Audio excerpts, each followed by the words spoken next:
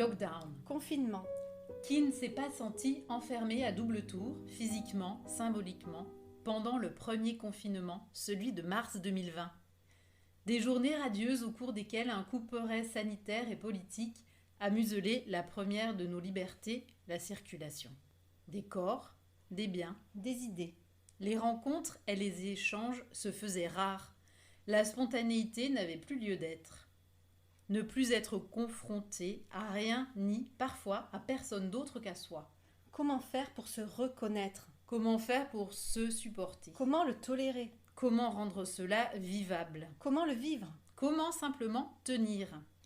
À l'encontre des immobilités imposées à la faveur d'une rue chaleureuse dans un quartier vivant, Dorothée Lebrun a eu envie de faire sortir les gens de chez eux. De l'impulsion à l'initiative qui s'organise, comment arracher à son univers clos une population confinée, contrainte d'obéir à une mise sous clé temporaire, En exprimant la colère. en provoquant la vie. Tout est parti d'une volonté, celle de partager au plus près des assertions sanitaires. Dorothée Lebrun projette des diapositives sur le mur d'en face. Elle y fait défiler toutes ses photos, mais personne ne les voit. Lentement, le glissement s'opère vers le projet Portrait confiné, grâce auquel elle fait poser une 50aine de personnes.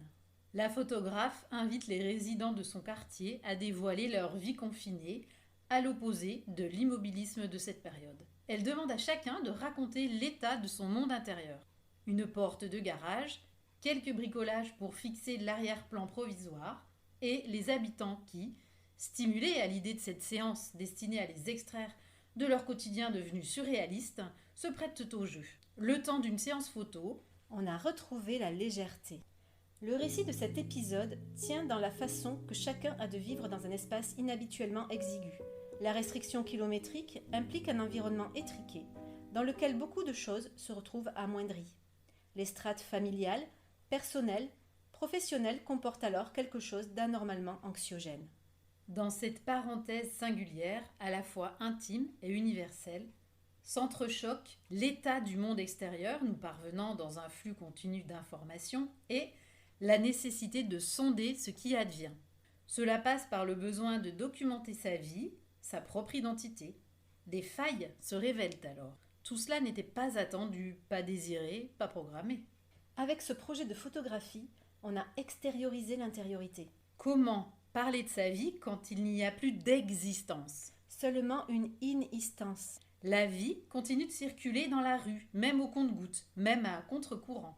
Dorothée Lebrun capture les portraits des confinés. Mettre à disposition ce cadre, c'est contextualiser la pose. Par le regard des photographiés, elle souhaite insuffler sa colère. Mais c'est autre chose qui se passe. Chaque regard exprime des sentiments et des émotions qui n'appartiennent qu'à lui. Malgré la situation, les gens, pour la plupart, sourient.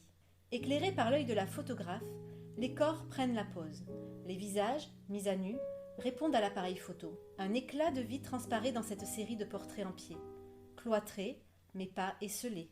Isolés mais pas reclus. Séparés, mais pas retranchés. Les individus font duo, Trio. quatuor. De là où les clichés naissent, dans cette petite rue ensoleillée, vivant à nouveau, un tableau blanc se pare des humeurs du quartier.